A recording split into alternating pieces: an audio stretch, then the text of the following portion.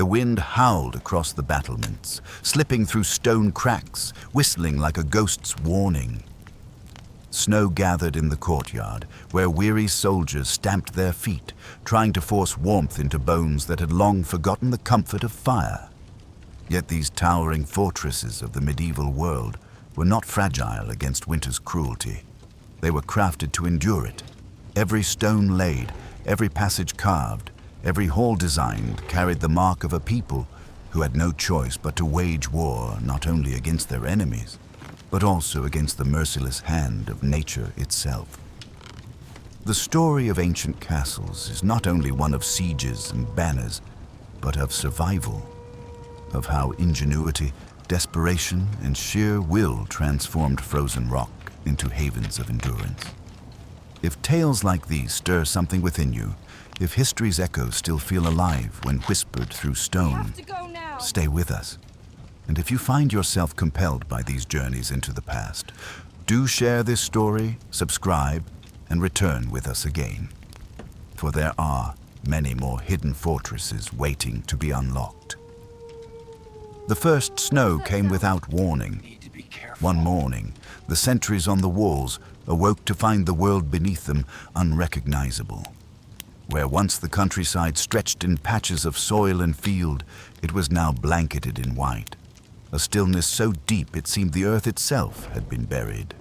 The moat, which only days before had glistened with running water, lay rigid under a crust of ice that creaked and groaned with the weight of each new flake. The drawbridge chains stiffened with frost, the iron links brittle as bones. Inside the walls, life grew harsher by the hour. The cold pressed through cracks in stone, reminding all that even towers built to repel armies could not withstand the slow siege of winter.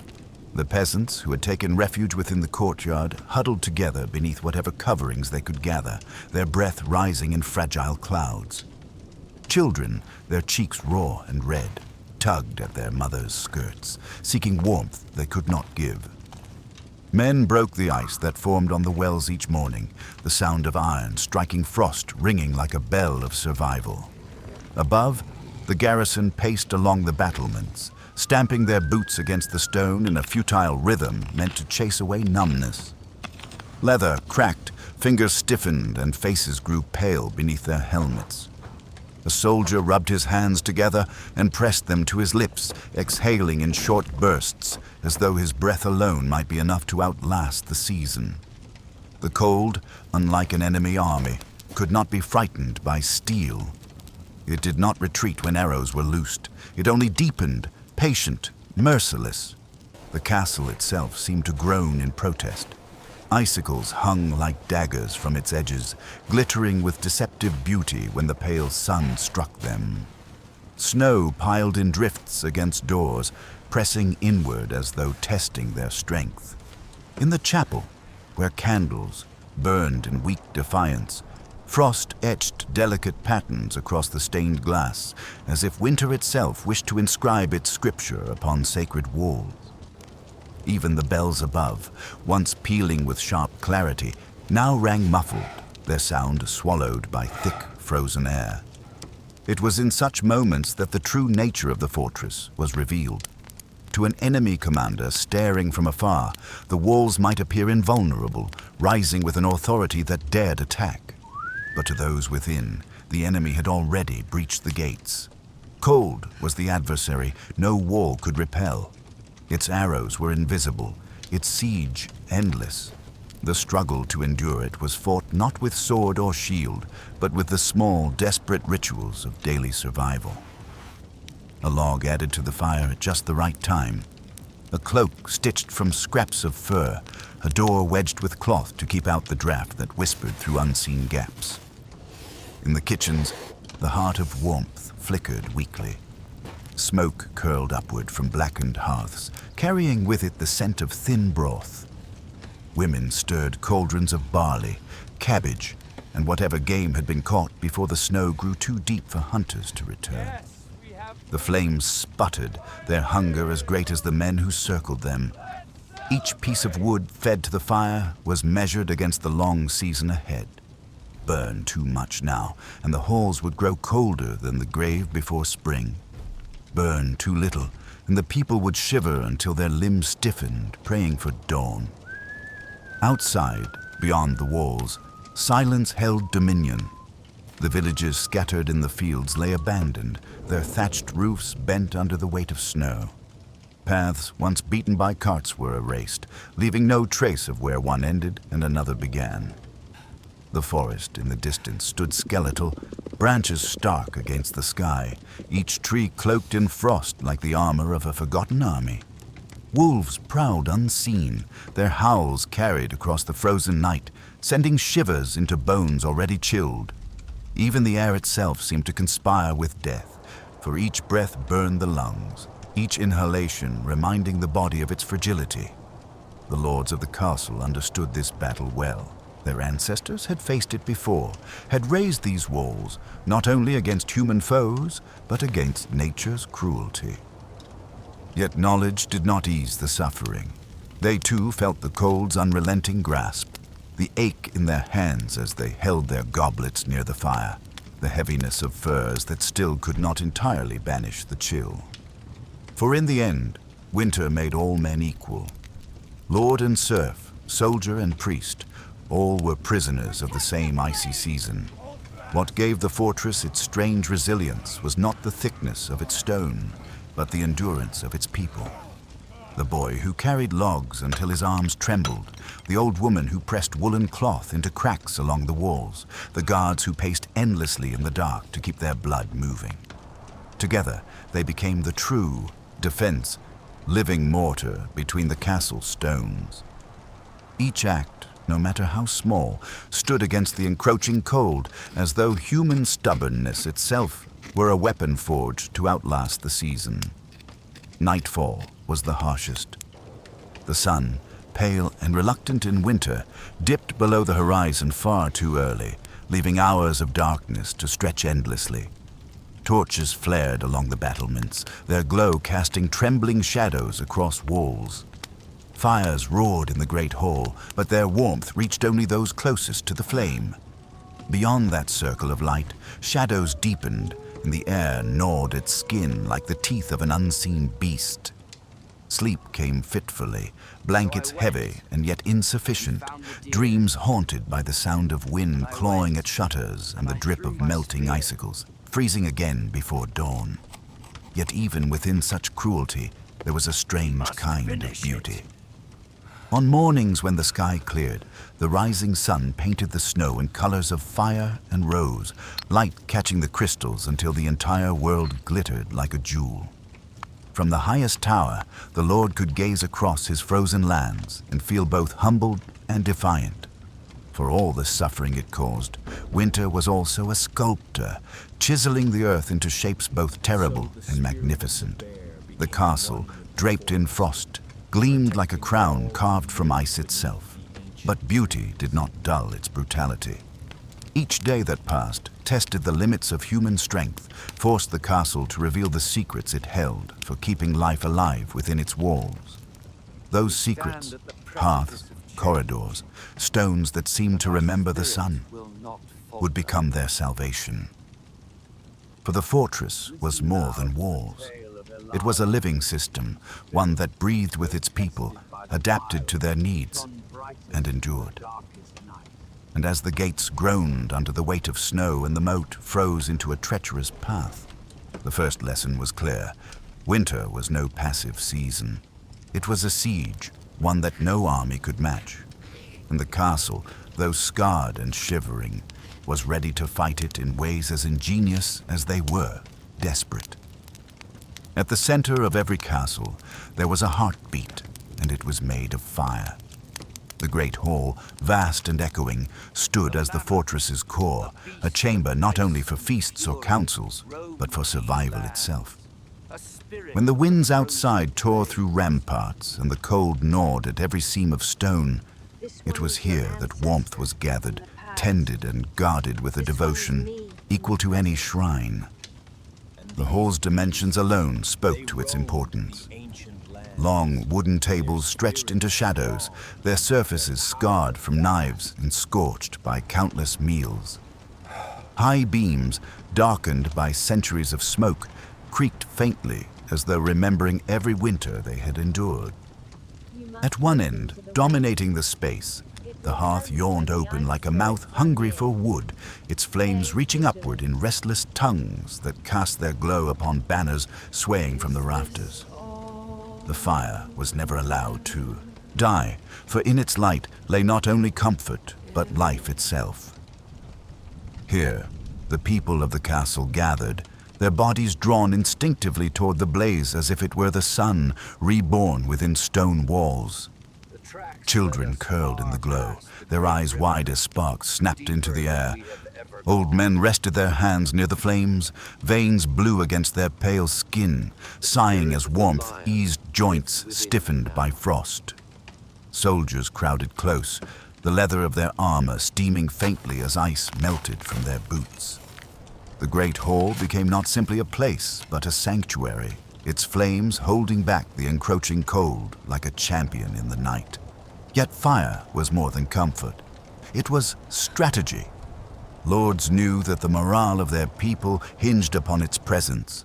A roaring blaze meant hope, meant endurance. The sight of flames dancing tall in the hearth was a silent declaration that they would outlast the season. And so entire systems were devised to keep fire alive.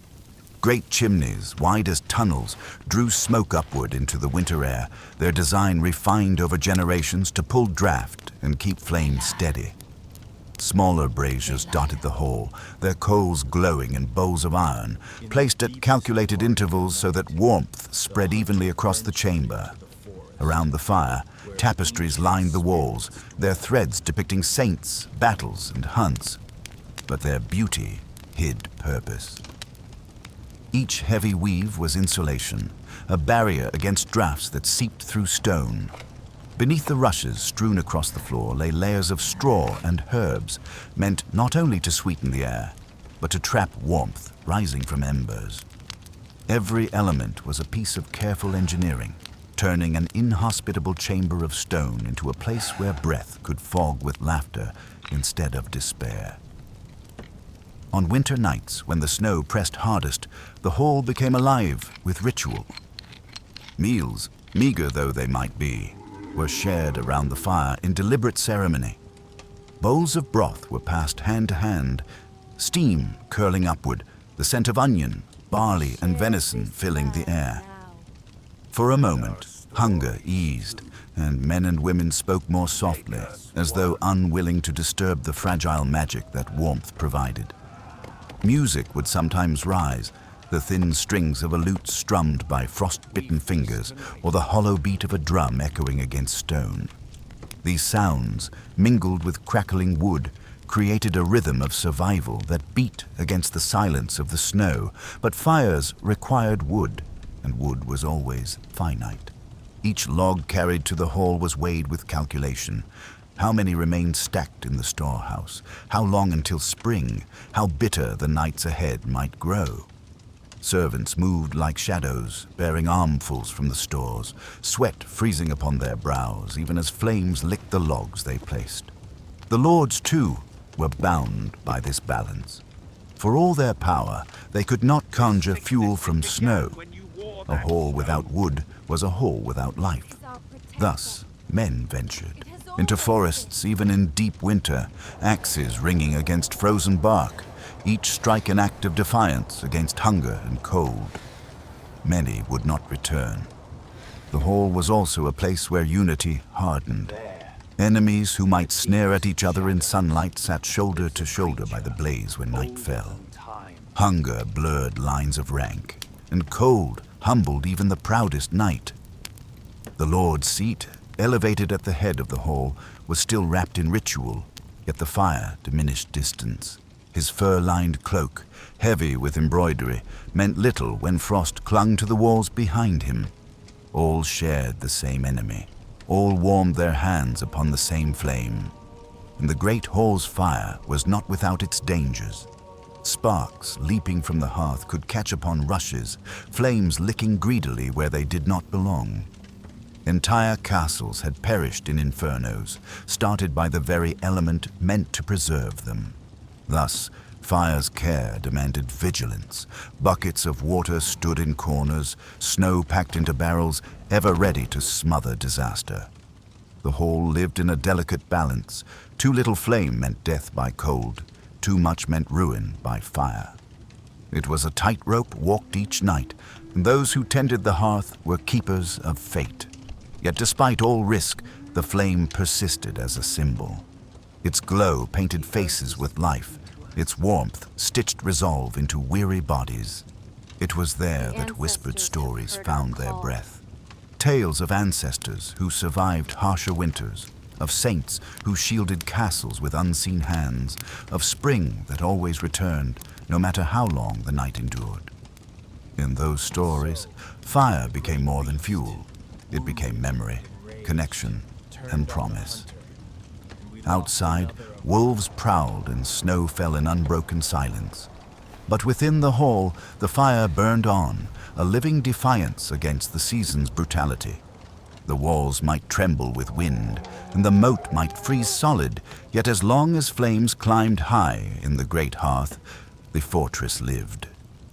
It was in that fire that people found their courage, their endurance, and their unity.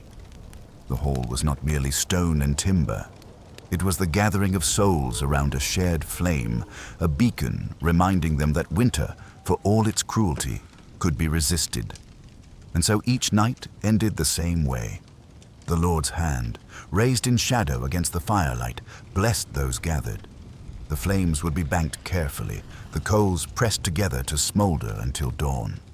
Around them, the people curled close, their bodies forming a ring of flesh and spirit around the hall's embering heart. When the wind roared at the gates and frost crept along the stones, the answer came from within. The steady glow of fire, the indomitable warmth of survival, the defiant breath of life itself. The great hall did not merely contain warmth, it became warmth. And in its glow, the castle learned to endure. By the second week of deep frost, the castle learned to breathe, not with lungs, but with passages and pores, with a patient pulse that moved from hearth to stairwell, from oven to cellars, from sunlit wall to shaded keep. At first, no one notices such breathing. It feels like superstition to say, "Stone inhales." But stand with a palm against a south-facing wall at noon, and then return to it after the lamps are lit, and you begin to sense a secret trade. Warmth taken slowly, warmth given back more slowly still. What wood could not spare, masonry tried to remember. Every block, every mortared seam, kept a fraction of the day's scant heat and surrendered it to the night as if the wall were a silent, faithful servant leaning in to share its cloak. The corridors nearest the great hall carried this memory along their spines. In daylight, when doors swung and servants hurried through with trenchers and pails, air drifted from fire to threshold in a faint migration, like the slow movement of fish in a dim river. At dusk, that current reversed, pooling warmth in the blind corners where rushlights guttered.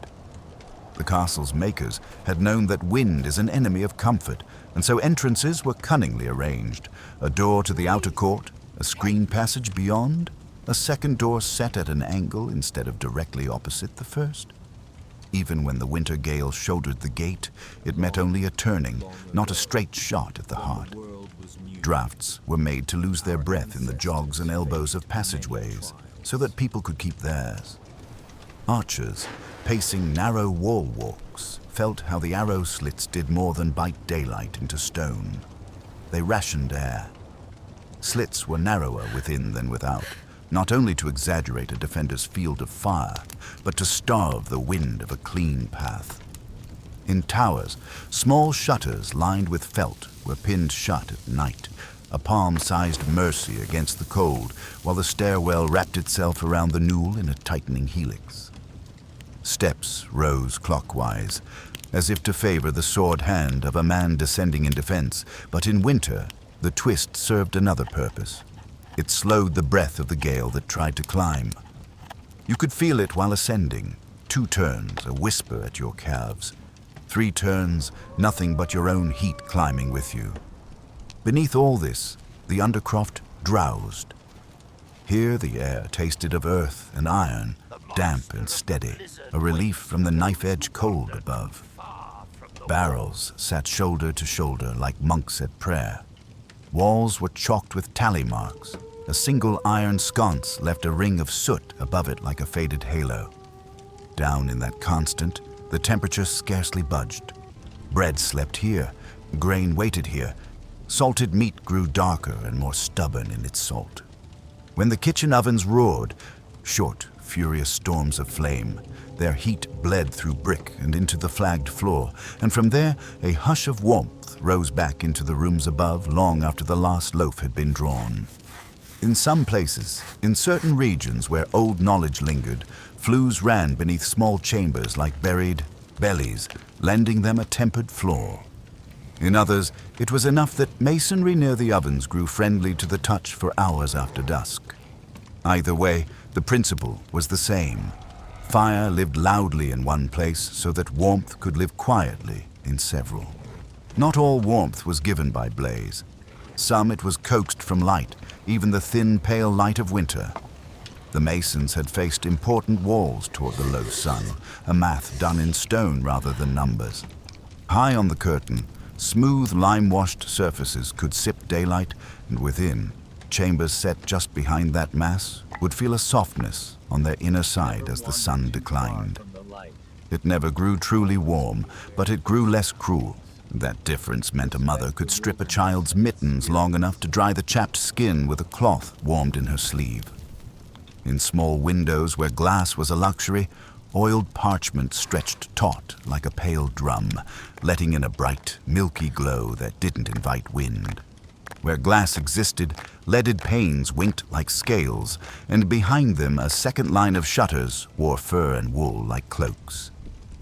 The garderobe tower, so often mentioned for baser needs, took on another purpose in the cold months.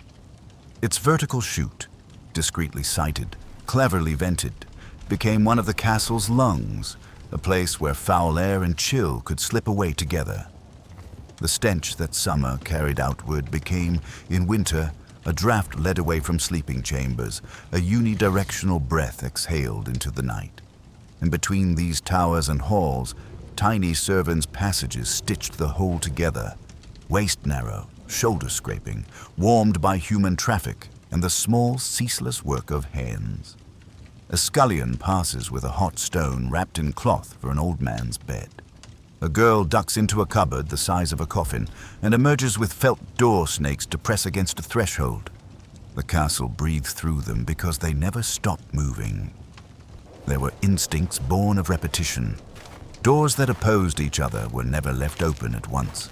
Latches were checked by memory more than sight. A boy learned the difference between a living draught and a dying one, the first sharp and direct, the second broad and seeping, and which crack of daylight in a jam meant trouble by midnight. In the chapel, the sacristan slit a leather curtain to correct a breath that kept snuffing the votive candles. In the sola, a lady ordered the heavy arras shifted half a pace to hide a hairline seam that whistled like a kettle at dawn. None of this was an accident, and none of it belonged to a single mind. It was knowledge held in common the way people hold a tune, learned by ear and never written, and always ready to rise again. Kitchens, the warmest hive, were placed where wind would carry smoke away rather than fold it back into the keep. Yet the door from kitchen to hall was short and kinked, a shepherd's crook of corridor that kept the warmth from falling straight into the moat every time someone fetched a pot. On days when meat roasted, the passage itself became a brief, savory climate. Men lingered there with wooden bowls, letting the vapor settle on their cheeks like balm before stepping into the iron air.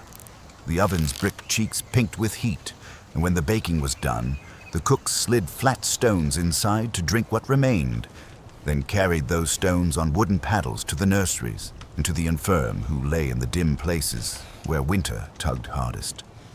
You could tell where the stone had been by the faint rectangle of thought left on a blanket, an imprint like a warm, ghostly book. In the outer ward, a sun trap took shape less by design than by habit. A wall that caught morning light, a cart left for windbreak, a bench built into masonry where old bones could sit and mend themselves for an hour under a grudging sun. Here the air grew almost gentle by noon, and by custom the menders came. Netmakers, seamsters, men soldering a cracked buckle, until a small market of warmth was made by proximity alone. Someone laughed, someone dozed, someone told a story about a winter worse than this one, which is the only kind of music winter respects. And always, at the vulnerable mouths, posterns, sally ports, the low tunnel that led under the gatehouse, you could see a double mind at work. These were passages meant for movement, for sudden sorties or quiet returns. They were also places where warmth could be stolen by a single careless hinge. So the hinges were greased to silence. The inner doors were hung with layered wool. The barriers were offset like teeth. A man slipping out under moonlight passed through two doorways set at a quarrel with each other, so the cold that rode his shoulders would be shaken off between them like snow from a cloak. Returning, he felt the change immediately.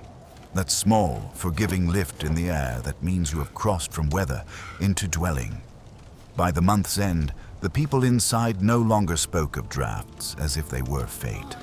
They spoke of them as paths, and paths can be closed or rerouted. The steward's chalk marks on the buttery wall became a map of gusts answered and seams conquered, a tally of small victories. The leather hung by the chapel arch, the shutter mended with a strip of antler, the trapdoor under the stair that no longer coughed up night. These were not heroic feats. They were a kind of listening, the daily discipline of noticing what the stone was asking for and giving it, not in firewood alone, but in patience and skill and carefully arranged air. And in that discipline, the castle found something larger than comfort. It found rhythm. The same doors moved at the same hours, the same corridors carried the same pulse of warmth. The same walls held their slow, steady afterglow. The fortress had learned how to carry its people between cold and not cold, between breath stolen and breath restored, and once learned, the pattern did not easily break. The wind could come, clawing with the appetite of a bear. The snow could climb the gate like ivy, but the castle would inhale and exhale on its own timetable, answering force not with equal force, but with cunning. Outside, winter waited with its harder teeth. Teeth that did not scratch at the mortar, but at the men beyond the walls, men who had chosen to camp in the open and dream of ladders and firepots. It was then, with the castle's breath grown sure, that another lesson flickered to life among the sentries. Cold could be an ally if you knew where to stand. The moat skin thickened, the slopes glazed. The very air around the walls seemed to turn into a clear, reluctant glass, and somewhere in that glass lay the shape of a strategy. Winter, once endured, could be turned. The same breath that froze men's bones could also sharpen steel. The same snow that blanketed the fields could conceal a trap more cunning than any pit or caltrop. To the defenders within the castle, cold was not only an adversary, it was an ally waiting to be mastered. The moat was the first to change allegiance. In summer, it was a belt of water, a mirror for the sky, sluggish and green with weeds. That's a good one. But in the grip of frost, it stiffened into a false road. Invaders who dared step upon its glassy surface often found it treacherous. Ice that cracked in echoing thunder, plunging men into black water colder than death itself. Archers above needed only to wait, listening for the groan of ice beneath mailed boots. A single shaft was enough to startle a man into panic, and panic upon a frozen moat was as fatal as a dozen swords. Some lords ordered sections of ice to be scored in advance, thin as parchment in hidden places, so that the weight of an enemy's march would complete the work. Snow, too, became a weapon. Drifts piled along the curtain wall could be loosened with a push of timber, cascading in avalanches upon the heads of besiegers huddled against the base. The very whiteness that cloaked the landscape in silence could be used to blind, to bury, to delay. In the higher keeps of the north, where winds built snow into towers as high as men, defenders sometimes shaped it deliberately, cutting channels that could collapse with a spear strike. To an enemy, it was only weather. To the garrison, it was architecture, as deliberate as stone. But the greatest cruelty lay in time itself. Armies that laid siege in winter found their camps turned into prisons. Snow ate roads, froze rivers, and buried supply lines. What had been a march of days became a crawl of weeks. Horses starved first, their ribs showing through shaggy coats, their breath turning into long white ribbons before their muzzles dipped into empty troughs. Men followed soon after. Frostbite gnawed fingers until bowstrings could no longer be drawn, blackened toes until boots held nothing but pain. The defenders on the wall watched the slow decay, torches in their hands, cloaks drawn close, waiting with the patience only cold could teach. Every wasted day was a strike in their favor. Lords were not blind to the power of starvation. They salted meat in quantities that staggered the imagination, filled lofts with grain, dried fruits against the day when snow would choke fields. And when word reached them that an enemy had chosen winter for their assault, they smiled, knowing that time would fight on their side. For the men outside had only what they could carry or steal. The men inside had stone walls, storehouses, and the endless cruelty of the season to lend them strength. There are chronicles that tell of armies freezing in their trenches, while within the walls, laughter rose with the crackle of logs. The besiegers, exposed to every lash of the wind, had no shelter but tents that sagged beneath snow. Fires sputtered, smoke clung to the ground, eyes watered and stung. Inside, braziers glowed and songs echoed, meant less to celebrate than to remind the enemy beyond the walls of their folly. Cold widened the gulf between attacker and defender, turning even silence into a kind of torment. And yet, the weapon could cut both ways. Too harsh a winter could starve both sides. Defenders who grew careless in their preparations sometimes found that hunger was no respecter of stone. Bread dwindled, rats became meat, and whispers spread like frostbite through the ranks. Desperation might force a sally in snowstorm, men plunging through waist-high drifts to seize what little could be stolen from enemy stores. Such raids were desperate gambles, but the cold itself cloaked them, muffling sound, veiling sight, lending invisibility where no shadow could. In time, stories grew around these winter sieges.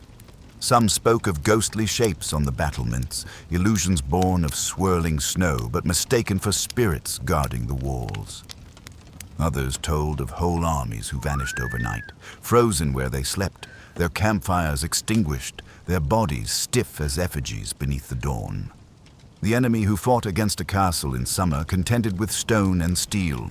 The one who fought in winter contended with the season itself, and that foe was merciless. Thus the castle, once seeming a prisoner of frost, revealed itself instead as master of it. Cold became another tower, another garrison. Snow was mortar, ice was trap, wind was trumpet. The fortress grew fangs in winter, invisible yet deadly, and those who underestimated them paid in blood and breath. In this turning of cruelty into cunning, in this reshaping of suffering into strength, lay one of the castle's most ingenious truths.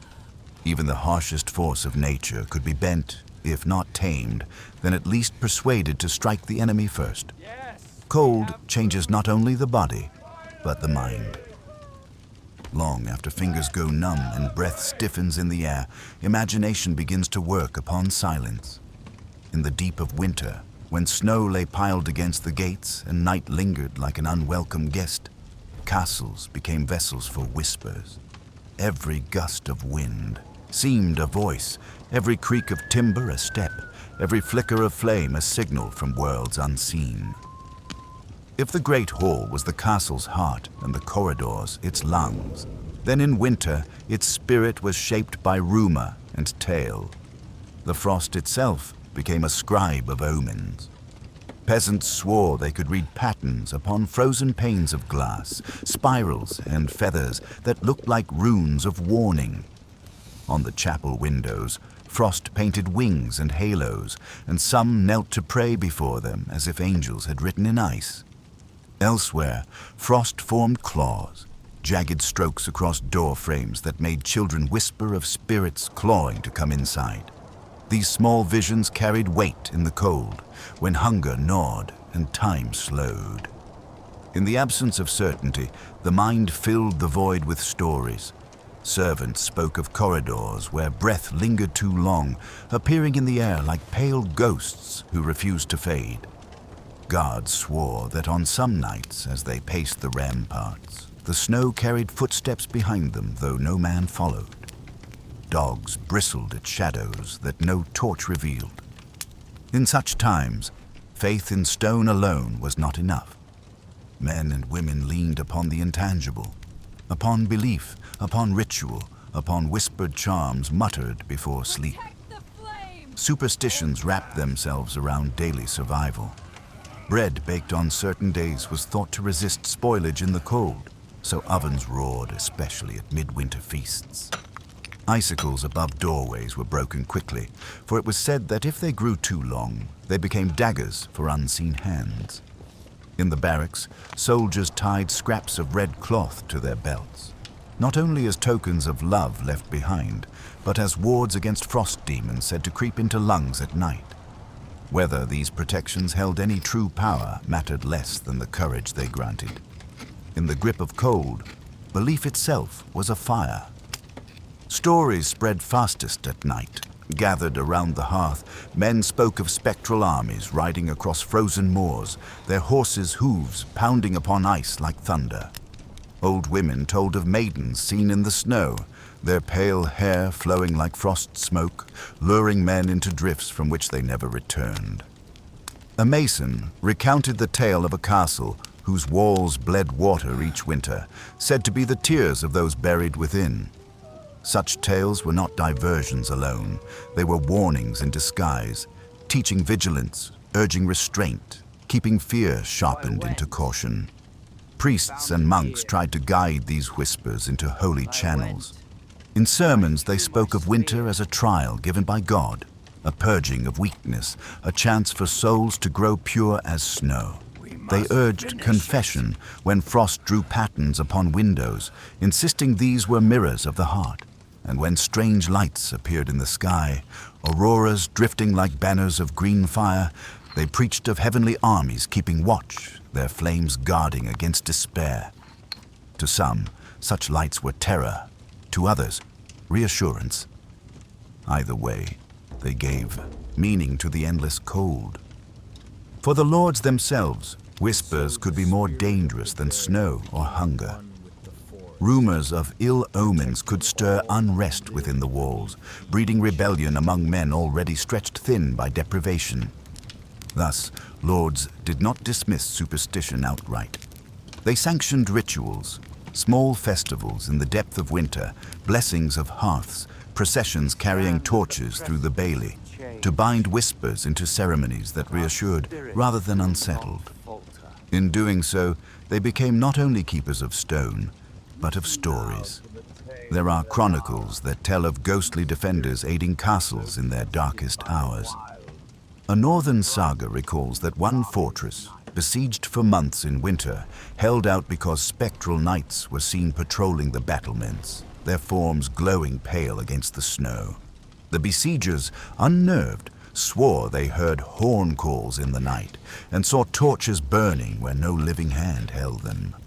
In truth, these may have been tricks of wind and fire, illusions born of exhaustion, but the tale itself, believed by those inside, stiffened spines and steadied resolve. Belief was another wall, invisible yet strong. Even ordinary sounds grew uncanny. The crack of ice shifting on the moat might echo like a drum beat. The drip of water from a melting icicle could seem like a finger tapping upon wood. The moan of wind through arrow slits could mimic voices crying in anguish. Sleep-deprived soldiers swore they heard their own names whispered by unseen mouths. These hallucinations, born of hunger and cold, blended into the legends passed along the stone corridors, becoming inseparable from the truth of the siege. But winter did not only birth fear. It gave rise also to reverence. The sight of frost glimmering on towers beneath a full moon was so arresting that some claimed the walls themselves were clothed in silver, a gift from heaven. Children born during such nights were believed to carry a blessing of endurance.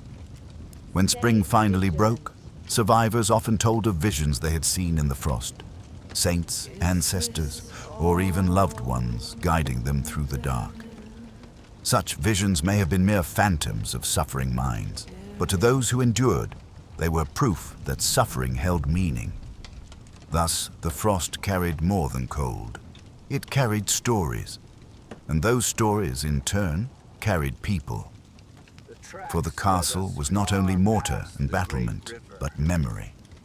In every whisper shared by the fire, in every pattern traced upon frozen glass, the people within found reasons to wait, to endure, to believe. And so the season became more than a siege of flesh and stone. It became a siege of spirit, answered not with weapons, but with stories that bound the living together against the dark. As the last of winter's nights deepened, the frost did not merely weigh upon the walls, it echoed within them, leaving behind whispers that would be told again when the snow returned. The last embers of winter do not vanish with a single sunrise.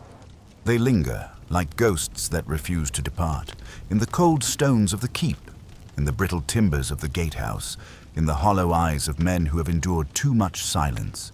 When spring's first thaw arrives, when the moat cracks and flows again, when the fields shed their blankets of white, the castle stands unchanged in its silhouette. Yet those who have survived within know it has been altered. For each winter etches its mark, not upon the battlements, but upon memory. Stone remembers in silence. The walls that once sweated frost now gleam wet with melt water, streaking like tears down their surfaces. The thick masonry that held the day's faint warmth through nights of ice now breathes easier, releasing its slow, hoarded heat to air grown gentler. Walk the corridors and you can feel it, the hush of a body that has endured strain, now resting. But if stone could speak, it would tell of nights when its joints groaned with the weight of snow, of days when wind screamed like 1,000 arrows, of hours when every seam quivered under the bite of ice. The castle has survived again, and in its survival, it teaches its people that endurance itself is a kind of victory. Memory, however, is not so stoic. Memory clings like frost upon the soul. The boy who carried logs each dawn will remember forever the sting of splinters in frozen hands. The guard who lost 2 fingers to frostbite will feel absence in every season, a phantom ache sharper than any blade. The mother who pressed her child close by the fire will recall the fragile sound of shivering breaths. These memories outlast the season, shaping how people see the walls around them. A castle is not only stone and mortar, it is the sum of the lives that have survived inside it. And winter, with its cruelty, presses those lives together until they cannot be separated. For in the coldest months, hierarchy blurs. The lord wrapped in fur shivers no less than the lowest servant when drafts creep beneath doors. A soldier pacing the ramparts seeks the same fire as the cook stirring broth. The cold makes equals of all, and in that strange leveling it reminds the people of their shared fragility. Castles, for all their grandeur, are not monuments to invincibility. They are monuments to endurance. They stand as proof that humans, though fragile, can endure by crafting walls, by tending flames, by standing together when nature would scatter them. Yet the lesson of winter is more than survival. It is also about transformation. Cold forces ingenuity. It creates architects who angle walls toward the sun, masons who thicken stone in just the right places, servants who learn to seal cracks with cloth, and warriors who turn ice into trap and snow into weapon. In this sense, winter is both destroyer and teacher. The castles that still rise from their foundations centuries later do so because their builders listened to the cold, learned its language, and carved those lessons into stone. And beyond survival, beyond ingenuity, there is reflection. In the silence of a frost-bound night, when only the howl of the wind answers prayers, a man begins to think differently about his place in the world. The endless cold makes the body small, makes ambition fragile.